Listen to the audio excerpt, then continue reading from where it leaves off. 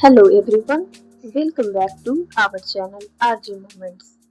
तो फाइनली जिस ट्रिप का हमें काफी टाइम से वेट था वो ट्रिप आखिरकार शुरू हो ही गया और इस बार हम एक्सप्लोर करने वाले हैं वियतनाम। ये सिर्फ एक नॉर्मल वेकेशन नहीं होने वाला क्योंकि इस ट्रिप में है new country, new food, new culture, beautiful places और बहुत सारी कपल मोमेंट्स। और अगर आप भी इंडिया से वियतनाम ट्रिप प्लान कर रहे हैं तो इस ब्लॉग में हम अपना रियल ट्रैवल एक्सपीरियंस शेयर करेंगे, फ्लाइट से लेकर hotel, visa, immigration, food, sight seeing और ओवरऑल बजट तक। तो चलिए शुरू करते हैं हमारा वियतनाम जर्नी। हमारी वियतनाम जर्नी स्टार्ट हुई बोधगया से। हमने सबसे पहले बोधगया से कोलकाता की फ्लाइट ली और कोलकाता पहुंचने के बाद हमारी इंटरनेशनल फ्लाइट थी कोलकाता से हनोई, वियतनाम। अगर आप भी इंडिया के किसी और सिटी से वियतनाम जाना चाहते हैं तो आप न्यू दिल्ली, कोलकाता, मुंबई या बेंगलुरु जैसे मेजर सिटी से हनोई या हो ची मिन्ह सिटी के लिए फ्लाइट चेक कर सकते हैं। अब सबसे इम्पोर्टेंट क्वेश्चन, वियतनाम की फ्लाइट कितने की मिल सकती है? Flight price, travel dates, airline और बुकिंग टाइम के अकॉर्डिंग चेंज होते रहते हैं। जनरली इंडिया से वियतनाम के लिए रिटर्न इकोनॉमिक फ्लाइट के लिए पर पर्सन अराउंड 25,000 to 35,000 का बजट रखना प्रैक्टिकल है अगर आपको अच्छा डील मिल जाए। पीक सीजन या लास्ट मिनट बुकिंग में प्राइस 40,000 या उससे ज्यादा भी जा सकते हैं। फाइनली हम पहुंच गए थे वियतनाम की कैपिटल सिटी हनोई और यहाँ पहुंचते के साथ सबसे पहले हमने अपना इमिग्रेशन प्रोसेस कंप्लीट किया और फिर हम वियतनाम में इंटर कर चुके थे।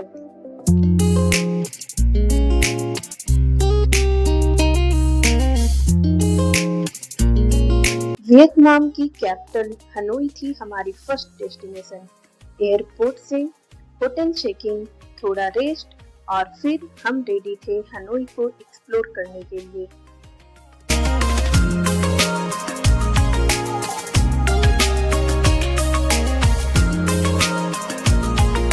वियतनाम ट्रिप की शुरुआत हमने की हनोई से।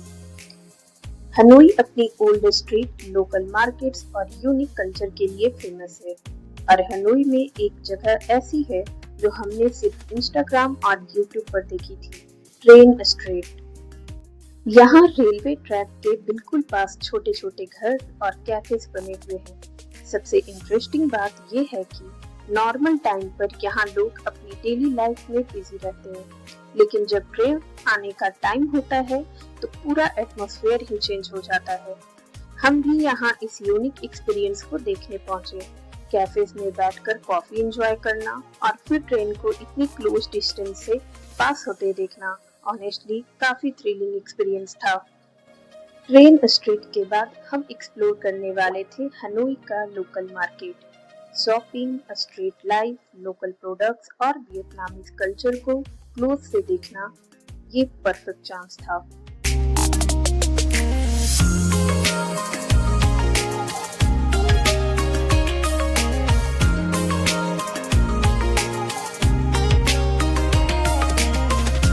रात को हनोई की स्ट्रीट पर walking, lights, local crowd, street food और साथ में अपना पार्टनर। ऑनेस्टली कपल ट्रिप में ऐसे सिंपल मोमेंट्स ही सबसे ब्यूटीफुल मेमोरीज बन जाते हैं।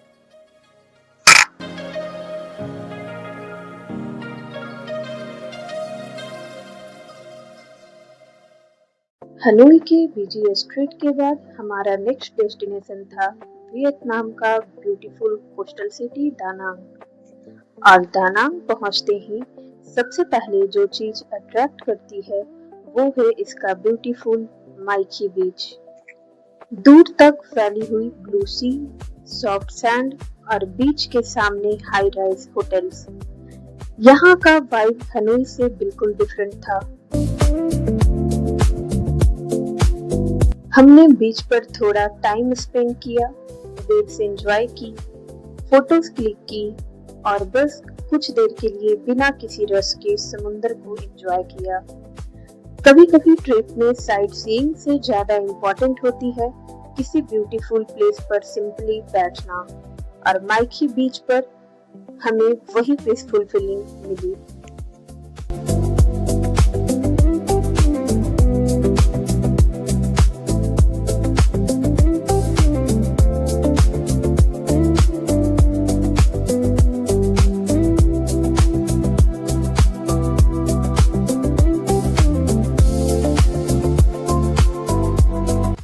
दानांग का चार्म ही अलग है, एक तरफ बीच और दूसरी तरफ माउंटेन्स और सिटी लाइफ। दानांग में हमारा नेक्स्ट एक्सपीरियंस था क्रूज ट्रिप। शाम का टाइम था और जैसे जैसे क्रूज आगे बढ़ रहा था, सिटी का व्यू और ब्यूटीफुल होते जा रहा था। ओपन सी, ठंडी हवा और सामने दानांग की सिटी लाइट्स। इस मोमेंट में ऑनेस्टली ऐसा लग रहा था कि हम किसी मूवी का पार्ट हैं।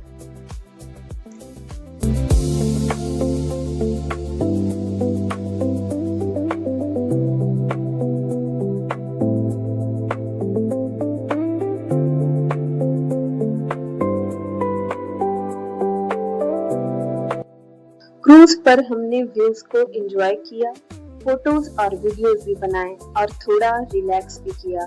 ट्रैवल में कुछ मोमेंट्स ऐसे होते हैं जो स्पेशल मेमोरीज बन जाते हैं, और हमारे वियतनाम ट्रिप में क्रूज भी उन्हीं मोमेंट्स में से एक था।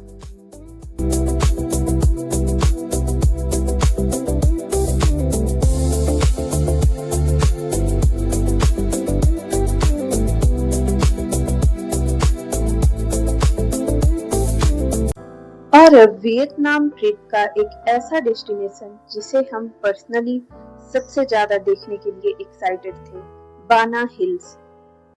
दानांग से माउंटेन्स की तरफ जाते ही सीनरी बिल्कुल चेंज होने लगती है और फिर शुरू होता है केबल कार का एक्सपीरियंस। बाना हिल्स लगभग 1500 मीटर की ऊंचाई पर है और यहाँ का फेमस अट्रैक्शन है गोल्डन ब्रिज, जो जेंट स्टोन हैंड के डिजाइन के लिए दुनिया भर में फेमस है। गोल्डन ब्रिज को फोटोज में देखना एक बात है, लेकिन सामने खड़े होकर उस ब्रिज को माउंटेन्स और क्लाउड के बीच देखना बिल्कुल डिफरेंट फीलिंग थी। ब्रिज के बाद हमने बाना हिल्स के फ्रेंच विलेज को भी एक्सप्लोर किया। Stone buildings, European style streets, cafes और माउंटेन के बीच बना ये पूरा एरिया ऐसा लग रहा था जैसे वियतनाम में रहकर यूरोप पहुंच गए हो। यहाँ फोटो क्लिक करने के लिए लिटरली हर कॉर्नर परफेक्ट था।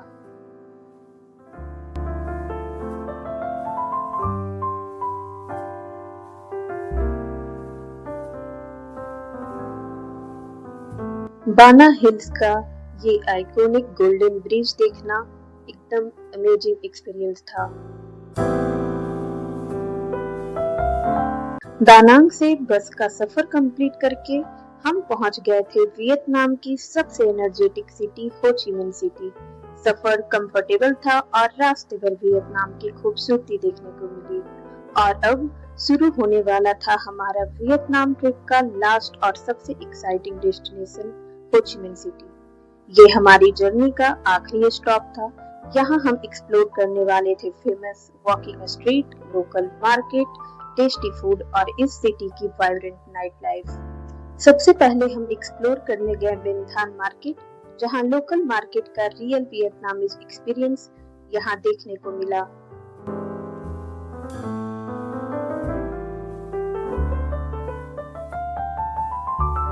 उसके बाद हमने एक्सप्लोर किया सिटी का जू के अंदर इंटर करते हैं ग्रीनरी एंड डिफरेंट एनिमल्स देखने को मिले। हमने यहाँ पीसफुली वॉक करते हुए एनिमल्स को एक्सप्लोर किया और कुछ ब्यूटीफुल मोमेंट्स कैमरे में कैप्चर किया।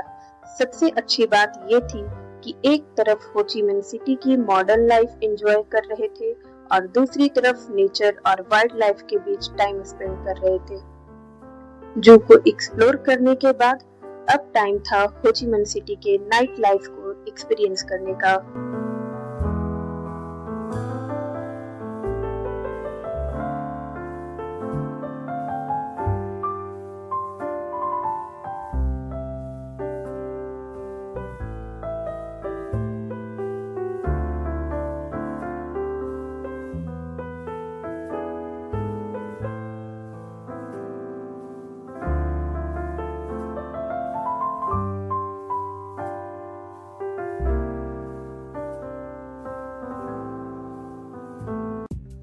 तो अब हम निकल पड़े थे हो ची मिन्ह सिटी के फेमस वॉकिंग स्ट्रीट की तरफ। जैसे जैसे शाम होने लगी थी, हो ची मिन्ह सिटी का मूड ही चेंज होने लगा था। रोड्स लाइट से जगमगाने लगे, कैफेज और रेस्टोरेंट में क्राउड बढ़ने लगा था और हर तरफ म्यूजिक और एनर्जी फील होने लगी थी।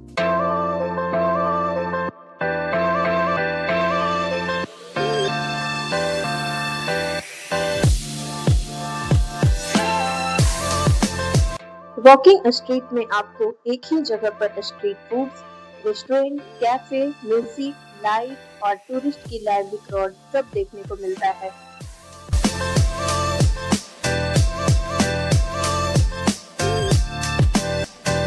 हर कुछ स्टेप के बाद कुछ इंटरेस्टिंग देखने को मिल रहा था। कहीं म्यूजिक, कहीं फूड स्टॉल और कहीं लोग अपनी इवनिंग एंजॉय कर रहे थे। दिन में हो ची मिन्ह सिटी को एक अलग अंदाज में देखा था, लेकिन रात में ये सिटी बिल्कुल अलग फील दे रही थी।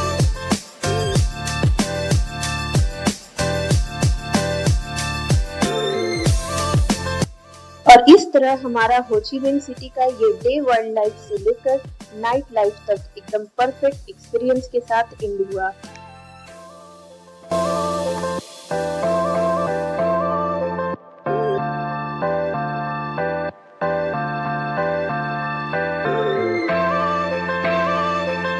अब बात करते हैं सबसे इम्पोर्टेंट टॉपिक की, वेजिटेरियन फूड। अगर आप वेजिटेरियन हैं तो वियतनाम में फूड को लेकर टेंशन लेने की जरूरत नहीं है। हमने भी अपनी ट्रिप में इंडियन वेजिटेरियन फूड सर्च किया। रेस्टोरेंट सर्च करने के लिए आप गूगल मैप पर Indian vegetarian restaurant, pure veg Indian restaurant या जैन फूड सर्च कर सकते हैं और ऑर्डर करने से पहले कंफर्म करना बेस्ट रहेगा। वियतनाम ने हमें सिर्फ ब्यूटीफुल प्लेसेस नहीं दिखाए, वियतनाम ने हमें नए एक्सपीरियंस भी दिए।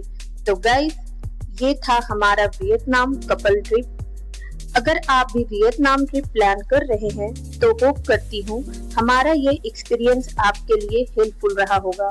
अगर वीडियो पसंद आया हो तो एक लाइक, शेयर और सब्सक्राइब जरूर करें। तो गाइस, मिलती हूँ मैं अब अपने नेक्स्ट ब्लॉग में। बाय।